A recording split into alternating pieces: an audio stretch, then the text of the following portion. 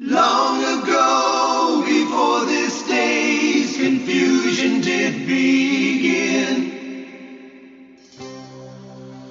throughout the stars did we go wandering. Distance was no barrier, and time it had no hope. Free to come and free to go. Free to come and free to go. Open up the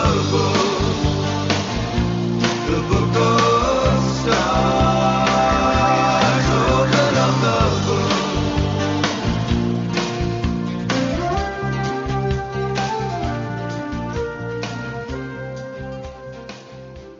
Hello, everybody, and welcome to Karmic Evolution's Astrologically Speaking podcast. I'm your host, SHERI HASAN of Karmic Evolution Astrology, and I'm coming to you on June 30th, 2023 from Contact Talk Radio. Just a quick reminder that this show aims to bring you the truth about astrology and your soul's karmic evolution. First, my usual housekeeping stuff, which is to tell you that you can listen to this podcast anytime simply by going to my website at karmicevolution.com and clicking on the upper right-hand portion of the banner labeled podcast. And from there, you can scroll down the page and hear the most recent podcast and or search the archived listings for past podcasts which you may have missed or to which you'd like to listen again. And a reminder that the show drops now every Friday at 11 a.m. Pacific and 2 p.m. Eastern, so you can listen then or anytime after.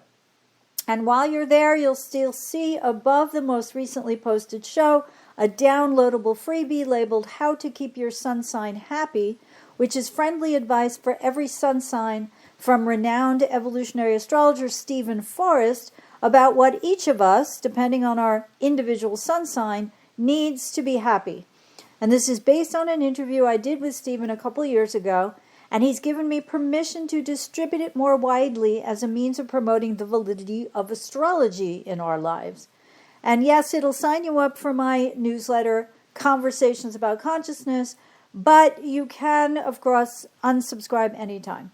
So be sure to grab it when you listen to this podcast, whether you do so live or after the fact, and enjoy some words of astrological wisdom. Separately, you can always follow me on my Facebook page, which is Karmic Evolution for Your Soul, where you can keep track of upcoming podcast content and other astro news you can use. I post now also on Instagram under karmic.evolution, so feel free to follow me there as well. And finally, I'm offering still my discounted 75-minute Karmic Evolution Natal Insight reading for only $125 to podcast listeners only. So if you're interested in astrology and want to learn more about the true meaning of your individual birth chart in order to gain greater consciousness about your soul's true mission and purpose in this lifetime, and in doing so, you would like to move from chaos to clarity about what might be holding you back now from achieving your most cherished desires in the areas of greatest importance to you, be it your relationships, your career, your job, your finances, or your health, then this is the reading for you. And this reading looks at how the energies into which you entered this lifetime may be keeping you stuck in old habitual patterns, or what I call soul-conditioned behavior, and how such knowledge can assist you to make different, more positive choices moving forward. So if you'd like to co-create your own future happiness through astrological insight, it's easy when you take advantage of my special discounted offer at karmicevolution.com/karmic125. As I like to say, conscious awareness has never been so easy or so affordable. All right, so let's get into this week's astro news you can use. I want to start today by reviewing, which is something I do often, how we got to where we're at now before I tackle today's June 30th retrograde station of Neptune in Pisces and the upcoming Capricorn full moon on July 3rd. Now, we might remember that the Gemini new moon from June 17th and 18th was conjunct partnership-oriented Juno and square to Neptune in Pisces, and that this occurred just after the Saturn station retrograde, which it did at 7 degrees and 13 minutes of Pisces on June 17th.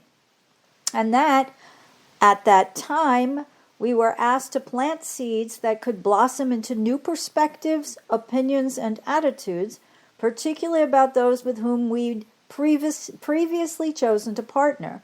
And that's because the Gemini, Moon, Sun, and Juno, square to Neptune, portended the dissolution of relationships, or as I put it, or actually the dissolution about the value of relationships, and as I put it in my newsletter, a change of heart. So we saw this begin to play out just before that last Gemini new moon and Saturn station retrograde, though, of course, a slower moving planet like Saturn will appear to halt its forward movement even weeks before its actual literal station. But we began to recognize this through the collective as it began to mirror back to us changes in how people value other people, and in this case, politicians. Read that, Uranus is in Taurus. Uranus is politics, Taurus is value. So change in our value at this new moon relating to our partnerships and relationships. So take, for example, Donald Trump. Since his June 13th criminal indictment by the DOJ's special prosecutor Jack Smith in Miami, and as I mentioned last week, many of those, not many, some, it was a small trickle at first, who'd been never without Trumpers, have begun to waver between then and now, little by little, and now as we approach the full moon from this monthly lunar cycle. And that was seen primarily through GOP presidential nominee contenders, the likes of former New Jersey Governor Chris Christie, who's blasted Trump up until recently over the last 2-3 weeks, even though he was all in on him during his presidency.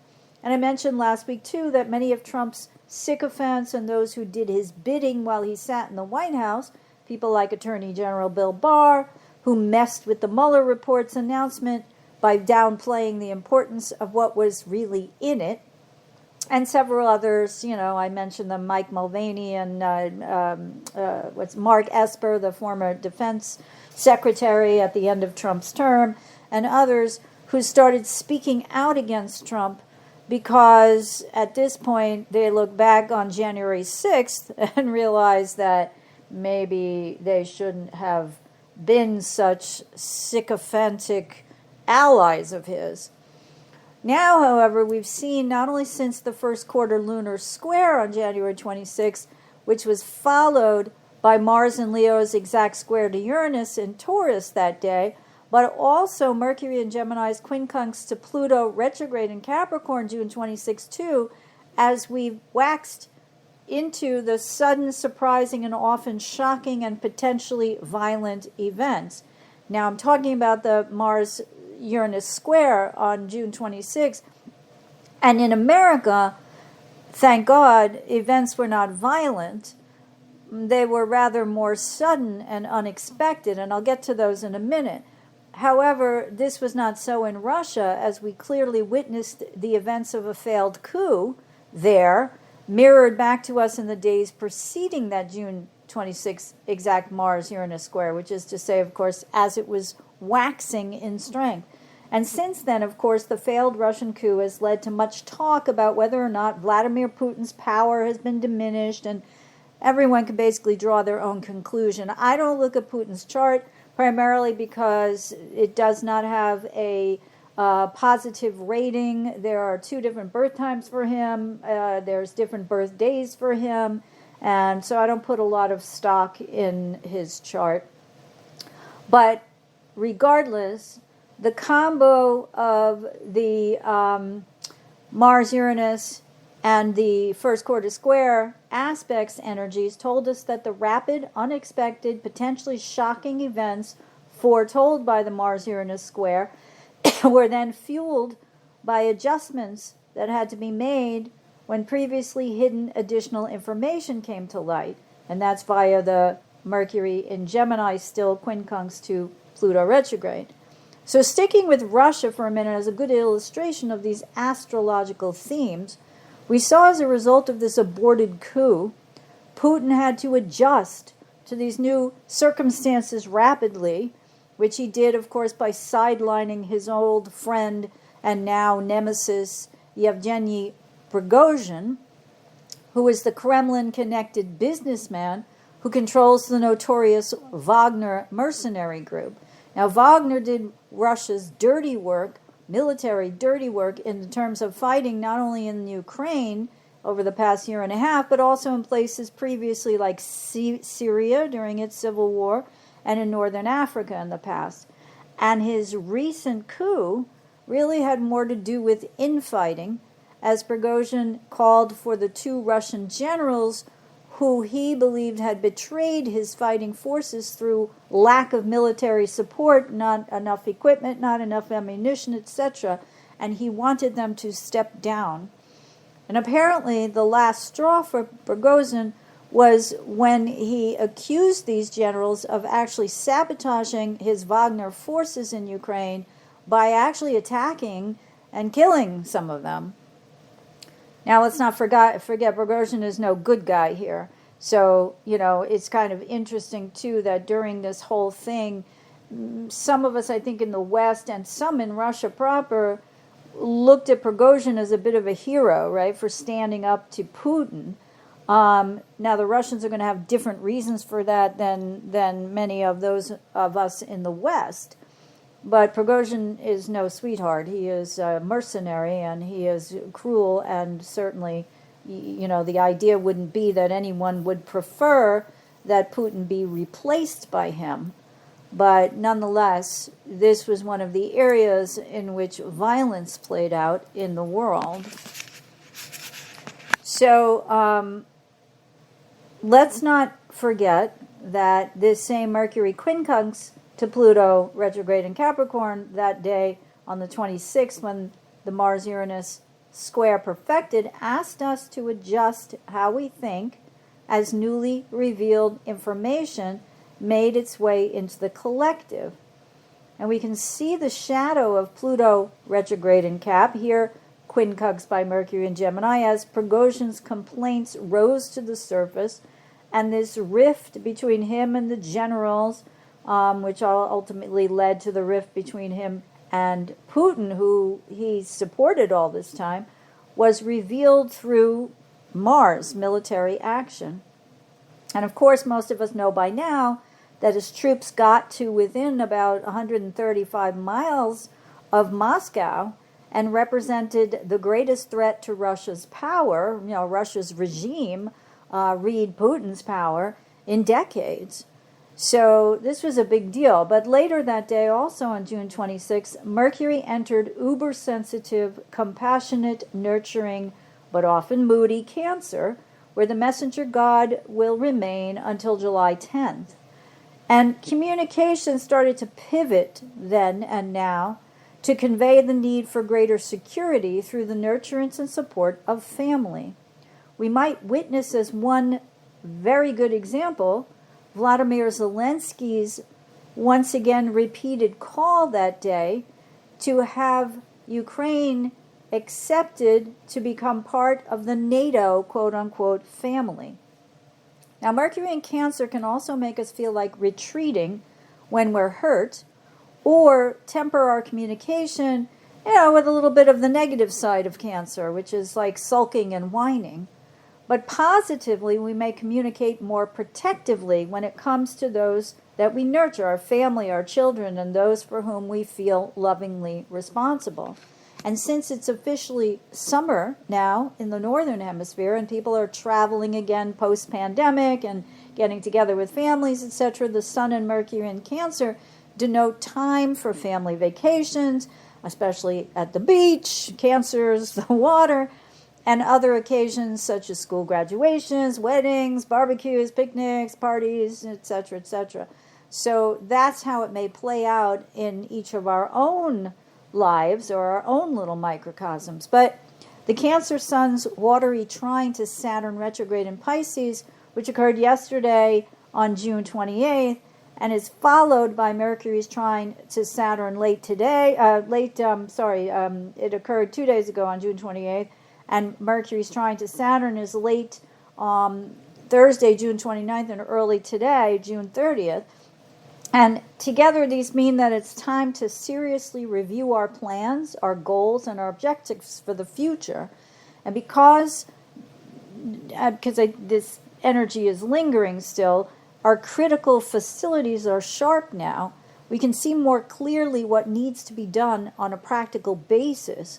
Now, some of this, following earlier in the week, right, the Mars-Uranus, and that first quarter square, which is a time of tension when we have to push through. As I've said before, the first quarter of a new moon cycle is when, if you've planted seeds at the new moon, the seeds begin to come above the ground at the first quarter. And we have to tend to them, nurture them, water them, and make sure that what is coming above ground is that which we intentionally planted, and not something like weeds. So it's a push time, and that's when the Mars-Uranus square happened. So it gave us more of a push, in other words. And what I'm saying now is following that, as we're waxing a few days away, or still about a half a week away, 3-4 days away from, that's half a week, right? From the July 3rd Capricorn full moon, we're still pushing those seeds and nurturing them as they come above ground and become more visible. So the Cancer Sun's trine to Saturn and Saturn retrograde, followed by Mercury's trine to Saturn between June 28th and today, means, like I said, it's time to seriously review our plans, goals, and objectives. Or if you want to keep it in the agricultural example, it's time to go, what I planted is coming above ground. Great, let me just keep watering it. I'm doing the right thing. Or say, okay, I need to adjust the fertilizer. I got to get rid of, let's go non-GMO. Let's go organic. Maybe we can, help these crops to get healthier. So looking back, our critical facilities are sharp. And we can see what needs to be more clearly done on a practical basis. And I'm repeating that again because what I'm saying is, we assess the situation at the first quarter, and we're doing what needs to be done to ensure the health that the Gemini new moon blossoms into the kinds of seeds that we actually planted. Now, renowned astrologer Rob Hand puts that the Sun trine Saturn aspect in his Planets in Transit book this way. And I quote, "It's a time to close any gaps between who you are and what you do, and to take this opportunity to examine your life and the structures you have built into it. Look at your habits, your home situation, your work, and anything else that is important to you, and find out how they work on a very practical level. Do not try to be abstract or intellectual."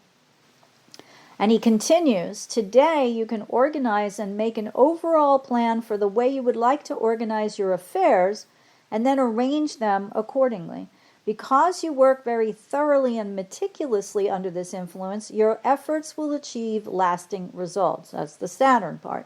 "This is also a good time to undertake any intellectual discipline or technique that requires concentration or attention to detail." End quote. And such serious contemplation continued with Mercury's trine to Saturn, because again, our critical facilities are still sharp, and we can still see more clearly what needs to be done on a practical basis now. So concentration on details benefits us now, as long as we don't hyper-focus on too many details or too much on certain details that will lead us to lose sight of the bigger picture.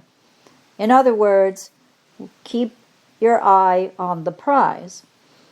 Now, occurring during Saturn's current retrograde in Pisces makes this also a time during which we're called to review whether we're aware of what we need to feel truly secure and how we can translate such knowledge into concrete practical reality as we move towards greater security for our future.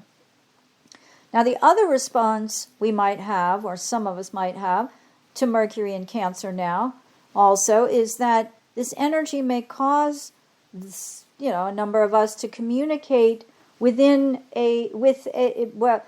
communicate in a more self-protective way. And a good example of this is the recent news that Rudy Giuliani spoke with Jack Smith's prosecutors in an arrangement known as a proffer. And according to the New York Times on June 28th, quote, "A proffer agreement is an understanding between prosecutors and people who are subjects of criminal investigations that can precede a formal cooperation deal.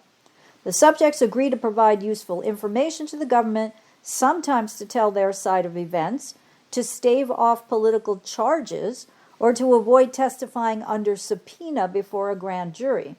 In exchange, prosecutors agree not to use those statements against them in future criminal proceedings unless it is determined they were lying."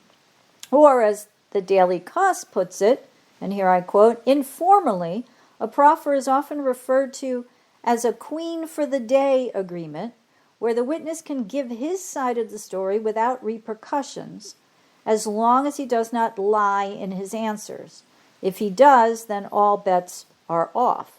And again from the New York Times, prosecutors working for Mr. Smith asked Mr. Giuliani about a plan to create fake slates of pro-Trump electors in key swing states that were actually won by Mr. Biden. One person familiar with the matter said, speaking on the condition of anonymity, to discuss an ongoing criminal investigation.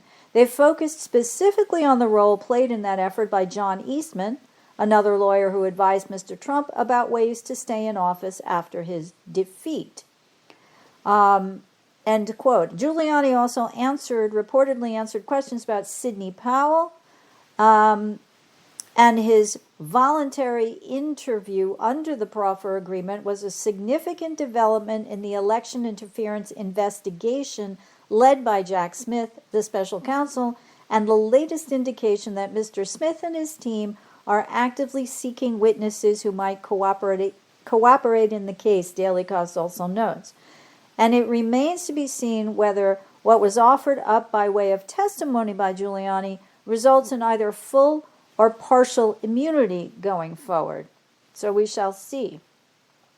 It also, depends on whether he's going to give up some other people. But right now, as we wax toward the exact Cancer Sun Mercury conjunction, which occurs late today on June 30th or early tomorrow on July 1st, and as I've noted, I believe on last week's podcast, but definitely on previous ones, that when a Sun-Mercury conjunction occurs, it often foretells major announcements by important people, such as heads of state or celebrities or business people or whatever. And we've had several major announcements, of which this Giuliani proffer testimony was only one. So some of these include, over the past week, the revelation that there's a tape recording of Donald Trump, and by now many of us have already heard the recording, which acknowledges that he's showing unauthorized people classified documents. This did happen, this news came out under the Mercury and Gemini quincunx to Pluto in Cap on June 26, but it's still relevant to all that's coming to the surface now under Jack Smith's currently ongoing DOJ investigation. And we're waiting, too, for any announcement of another indictment, or potentially another indictment, but this one in New Jersey, since the classified document incident took place at Trump's Bedminster, New Jersey golf club. But meanwhile, it's expected that Giuliani, as I sort of mentioned, may have given up some of the players in the fake elector scheme, such as the lawyers Sidney Powell and Jenna Ellis, who played prominent roles in disseminating the big lie of election fraud to the media back then. Likewise, Giuliani may be giving up information about the meeting with Trump at the Washington, D.C. Willard Hotel prior to January 6th, when Trump suggested using the U.S. military to seize voting machines, and that was a hot topic, apparently, at that meeting. And reportedly, Giuliani told Trump that that was a no-go, though others, of course, advised such actions. So the speculation is that Giuliani may give up those who did just that. And here we're probably talking about people like John Eastman, though I don't know. And here again, we see the waxing period of this Gemini new moon lunar cycle, monthly lunar cycles, change of heart in relationships, exemplified not only by those who begun to disparage Trump rather than praise, protect, or protest on his behalf, and Giuliani potentially providing damning information against Trump as we move towards release at the upcoming Capricorn full moon on July 3rd. Next, as we've been waxing toward the Sun-Mercury announcements conjunction, we have the Supreme Court case decisions that have been revealed thus far this week, and all of them will drop by noon on Friday, June 30th, and this recording is happening the evening before, so I will get into that in a minute. But this started with the Supreme Court's January 27th announcement that it was rebuffing the independent state legislative theory case, which was put forth by those states suing for the right to allow them, and by implication to allow all states, to not only override federal election results, but also state Supreme Court decisions. And this was a 6-3 decision with 3 dissenters. Now, any of you who listened to my podcast last week might remember that I recounted something that my son had told me, a little anecdote in his second year at law school. So first, let me say that I erred. I want to own up to my mistakes before I get back into this independent state legislative case.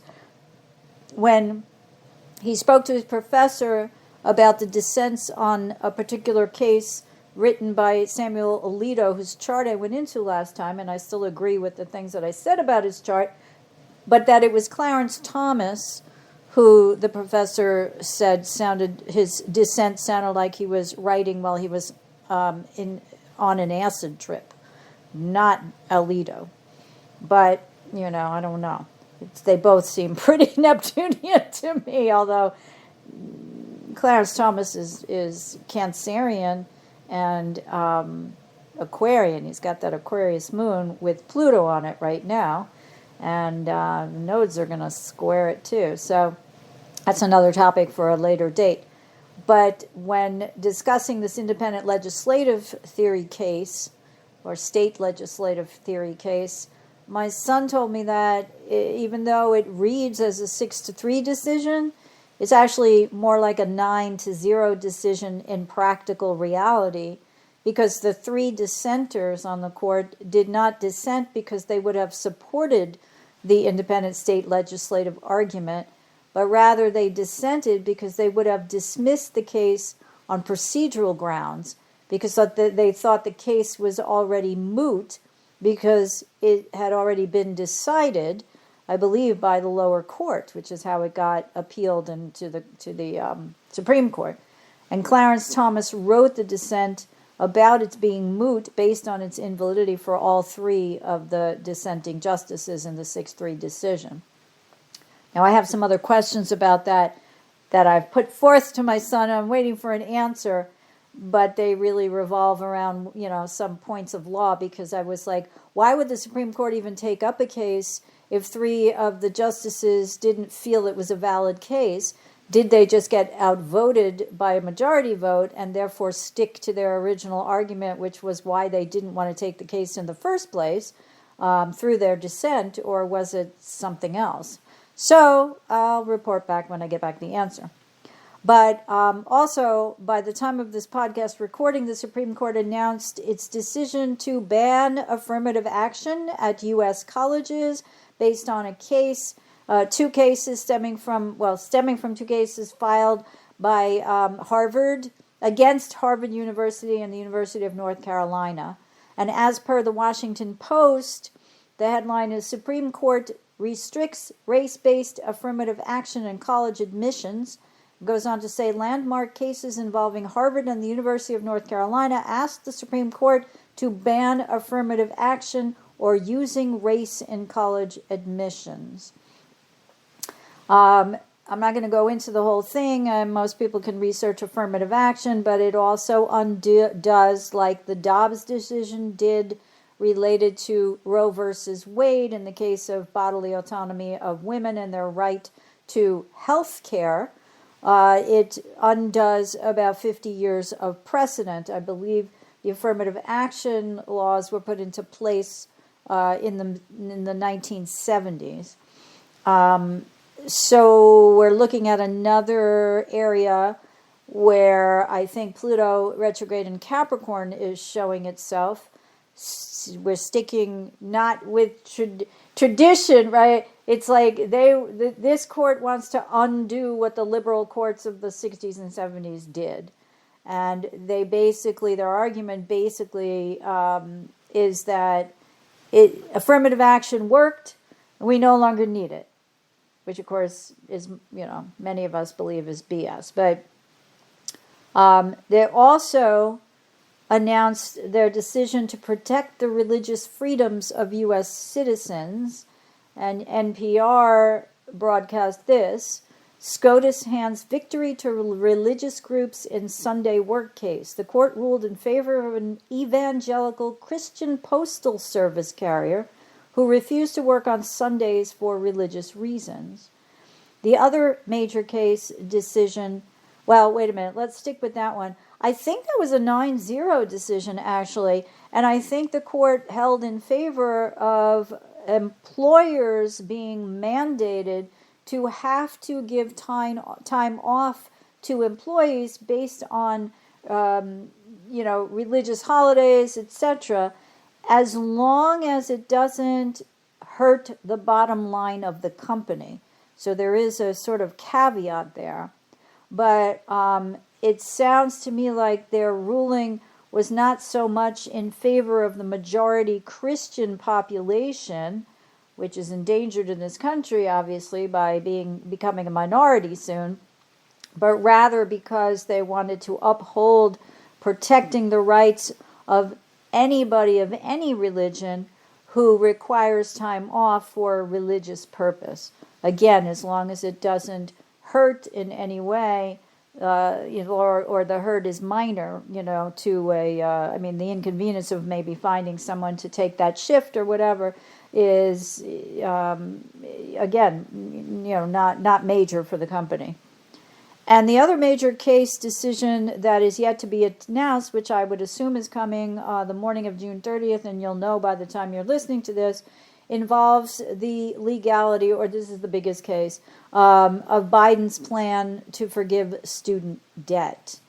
I think there's another case, too, the other one that made the news more prominently is about, I think it's a graphic designer or a website designer who does not want to serve gay people. And so the court has yet to issue that result also. Again, in terms of the Mercury, the Sun-Mercury conjunction and head of state, we had an interview on MSNBC earlier this evening on Thursday between Nicole Wallace and President Joe Biden. So I'm not sure if he's still scheduled to address the nation also elsewise or whatever, but it's interesting to note that he made remarks to the American public via the cable station MSNBC, and the presumption is that he's beginning to go out there to tout what he's going to label as Bidenomics. But before I get into that, I just want to say, as related to the Supreme Court, he made an interesting comment on that show where he said that he does not think that the Supreme Court is normal. And so I'm sure he'll get a lot of pushback from the right on that. But, the consensus is that what he's talking about is that it's not normal for the Supreme Court to go so against the majority opinion of Americans. And he expressed his usual optimism, which he called optimistic. He labeled himself an internal optimist, which I attribute in part to his Taurus moon, being kind of like not easily ruffled and patient. And he said in the American people's ability to do the right thing, and that, as the court, if it continues to go further right, people will go to the polls and start to vote out those who are in office who support those justices, or who may have a hand in appointing future justices, because the people will say, we need to do what's right for everyone.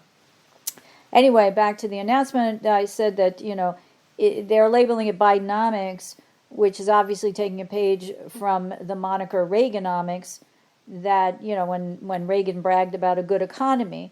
So Biden is going to be doing the same, as he really sets his foot out now to go out and start to talk more, right? And we know how he speaks. I mean, Mercury in Cancer, I think, is the perfect time. Kitchen table topics and things that consume people at their kitchen table, and when they go to the grocery store, and when they go to the gas station. But he's going to talk about the positives that he's brought about in the economy, lowering the inflation, and providing more jobs, and the infrastructure bill, which is now starting to take effect, so that people are starting to, the money is now being distributed, and the construction and repairs to different places around the country are beginning to happen on a very practical, earthy level, as the Sun and Mercury trine Saturn.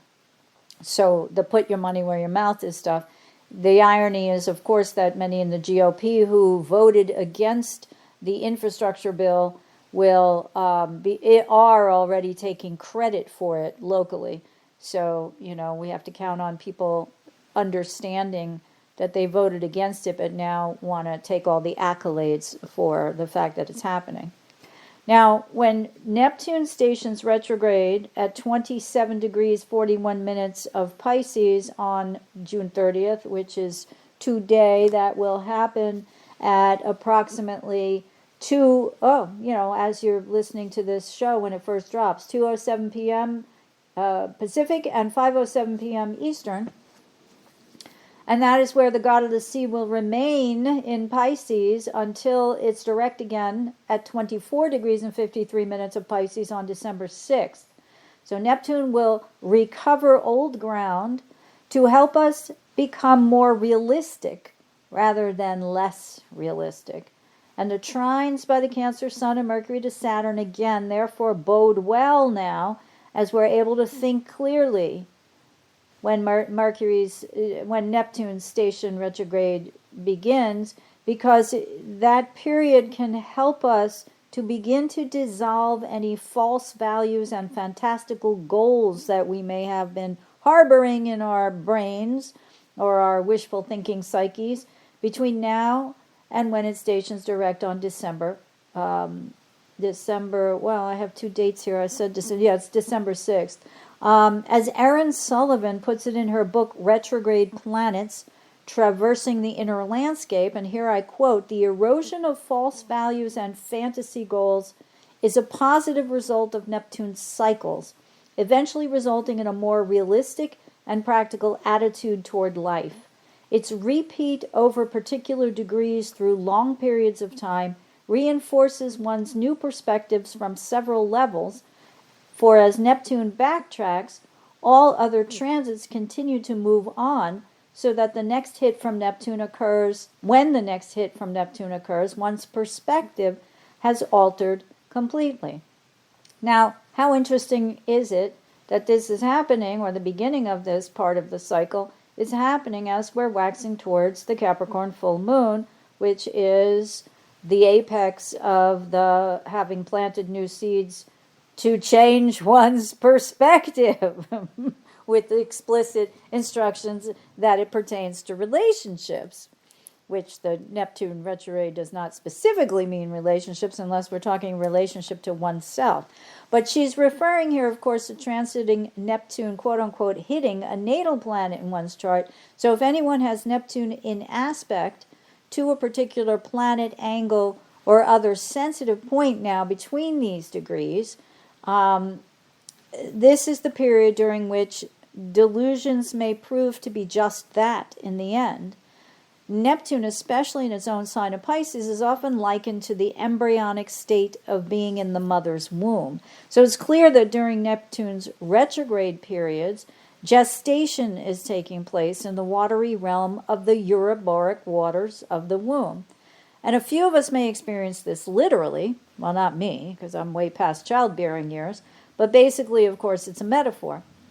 So when Neptune, known psychologically as the planet of illusion, confusion, and delusion, grips us, we may be deceived into believing that a fantastical plan is actually workable on the practical level. So during its retrograde period, and here again I quote, the softening of boundaries creates a condition in which previously hard-edged definitions of oneself undergo a mutation, according to Sullivan.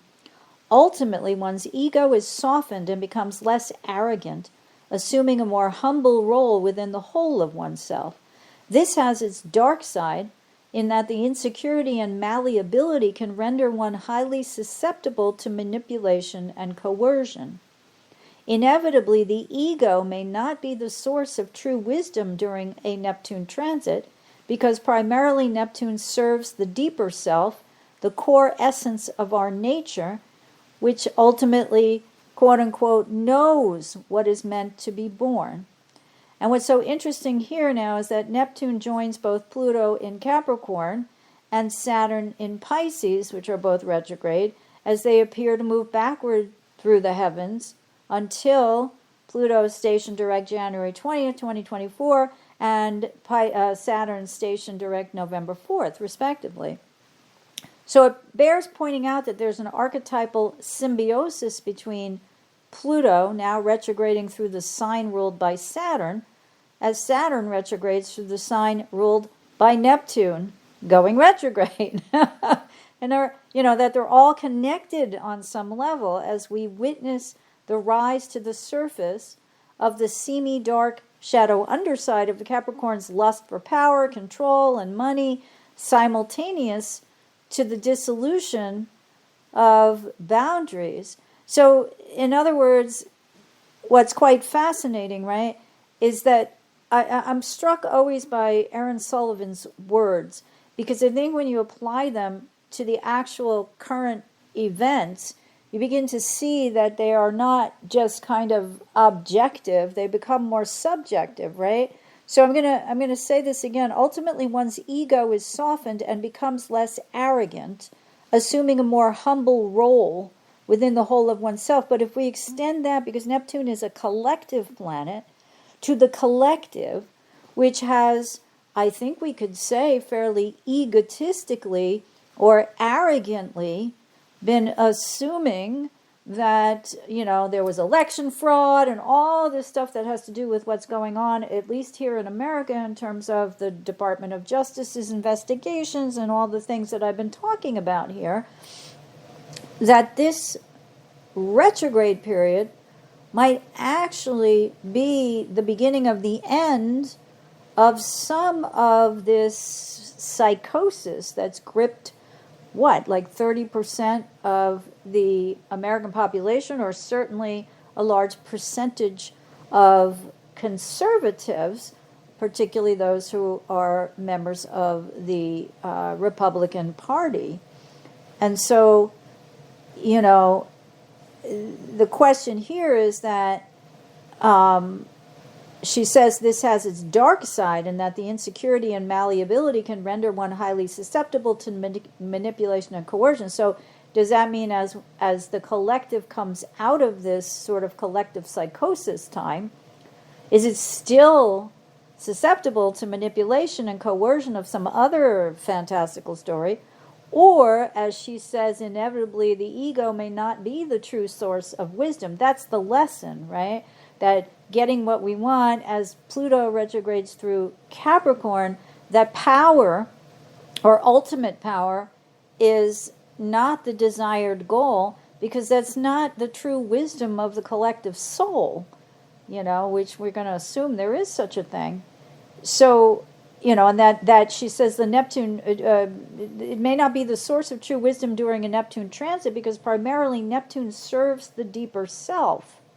So if we say it serves the deeper collective, and that the collective has a core essence to its nature, which ultimately knows what is meant to be born. And that sort of correlates with President Biden's statements on Thursday that talk about having trust in the American population, because he believes that they're basically decent human beings who know right from wrong, and that they'll do the decent thing. So those who have been corrupted, Pluto's journey from 2008 till now in Saturn, by the power corrupts and absolute power corrupts absolutely, which would be a good description of someone like President Trump or someone like Vladimir Putin and other autocrats around the world, but that it's the collective that will ultimately understand its true deeper self. So that may be optimistic, it may not, I don't know. But I think it has to at least give some of us faith. And that, I think, is probably one of the biggest things that Joe Biden's presidency has brought back to the public, whether they acknowledge it or not, which is that after the coronavirus pandemic, aside from all of the arguments and disputes about things like vaccines and personal freedom versus lockdowns and yada, yada, yada, that we can still, through it all, have faith that the future will be bright and that we can be optimistic about it as opposed to pessimistic about it. Okay, moving on, we have on July 1st 2 sextiles, one by Mercury in Cancer, the other by the Sun in Cancer, to Jupiter, that occur within a short time span. And these provide positive opportunities to feel optimistic about our lives, and to, again, in line with the trines that we just experienced by the same planets in Cancer to Saturn, to make long-term, long-range plans, as well as to examine, especially, of course, with Saturn retrograde, like I said, plans that are already in place. But, it's going to be, the Sun sextile Jupiter gives us a positive frame of mind, and it's kind of like a lucky transit, but it's not really based on luck. It's just being based on kind of being so open to things that, understanding our lives and to things that are larger than ourselves. And when we get to July 2nd, we have Venus squaring Uranus. So bear in mind that these aspects will still be in play energetically at the July 3rd Capricorn full moon. But Venus square Uranus, especially since Venus rules Taurus, through which Uranus is currently transiting, we definitely have the potential for continuation of change in values, and that may be sudden change in values. Now, the July 3rd Capricorn full moon occurs at 4:39 a.m. Pacific time and 7:39 a.m. Eastern time at exactly, it is 11 degrees and 19 minutes. The Capricorn moon opposite the Cancer sun at that same degree. And both will be square to, they'll be waxing towards squares to Chiron in Aries at 1947. But the sun is also, as we know, because it had just conjoined, right now it's conjoining Mercury.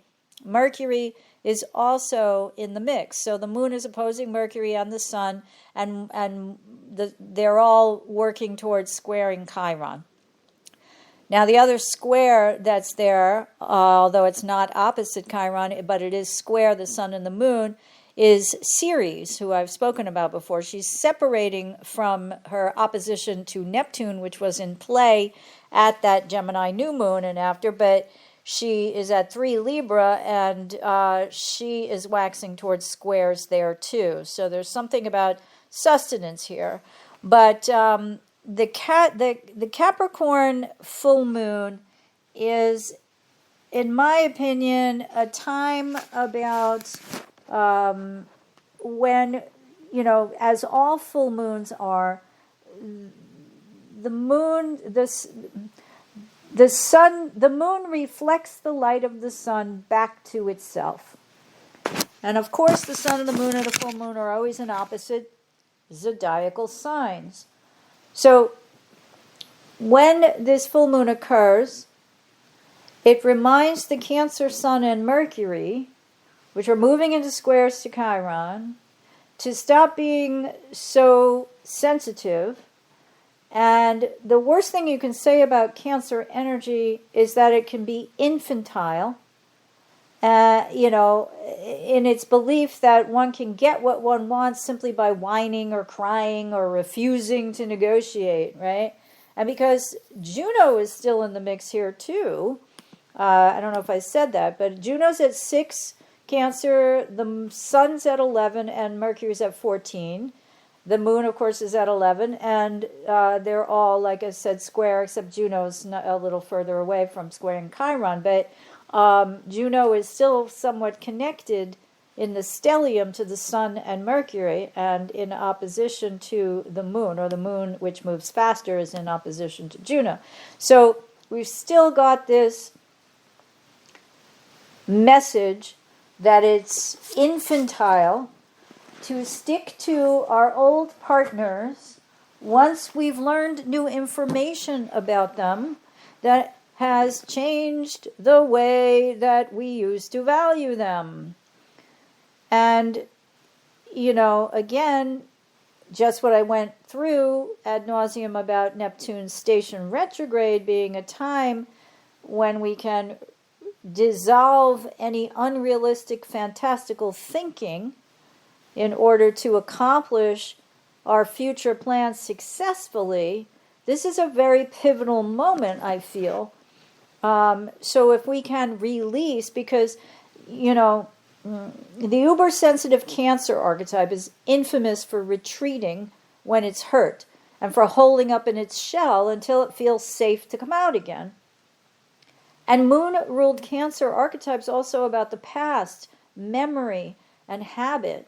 So in short, it's why we often repeat past behaviors, because they feel familiar rather than because they're sure to achieve different or better results from those we've achieved in the past or those we failed to achieve in the past.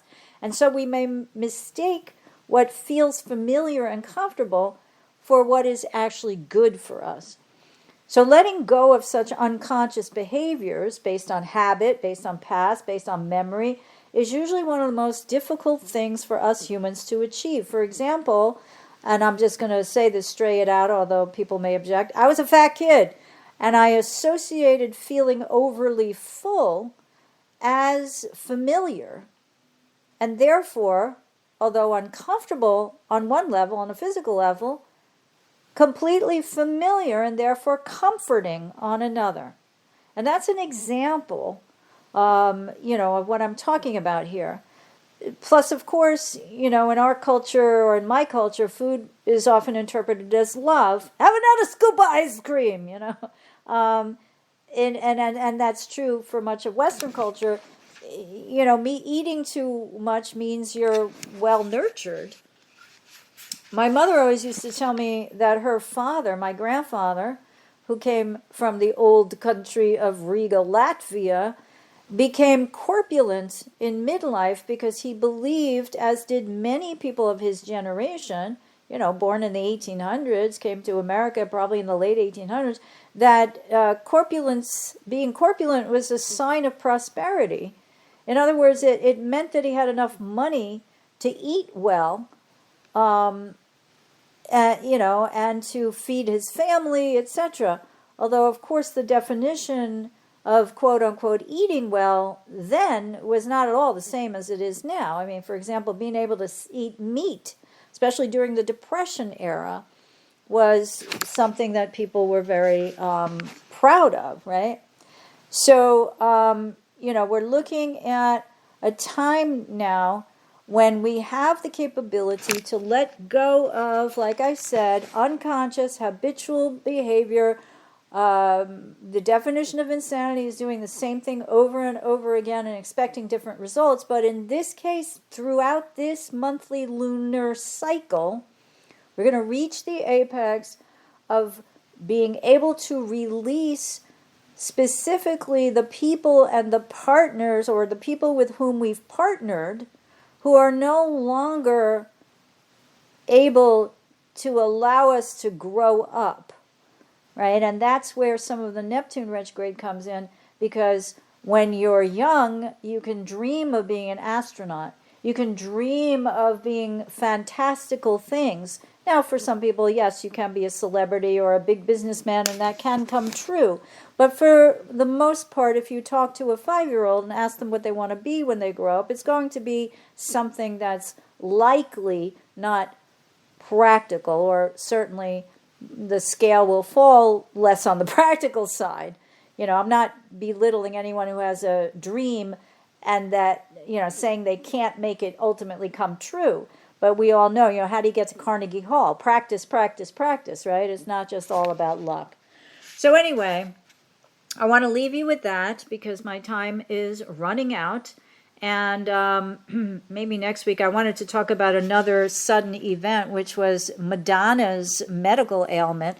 But maybe I'll write about that on Facebook. So if you check me out on Facebook, I can give you the deets on that, because that was another sudden piece of news about somebody, famous, right? So thank you, everyone, because I'm going to sign off now. As we head into this July 4th weekend. And I hope that you join me again next week. If you're headed to the beach or on vacation, have a wonderful time, put on your sunscreen, yada, yada. I'm a Cancer moon. But be sure to join me next week on July 7th for another episode of Karmic Evolutions, Astrologically Speaking. Until then, may your journey be filled with karmic healing and the joy of greater consciousness. Namaste. Long ago, before this day's confusion did begin, throughout the stars did we go wandering. Distance was no barrier, and time it had no hope. Free to come and free to go. Free to come and free to go. Open up the book of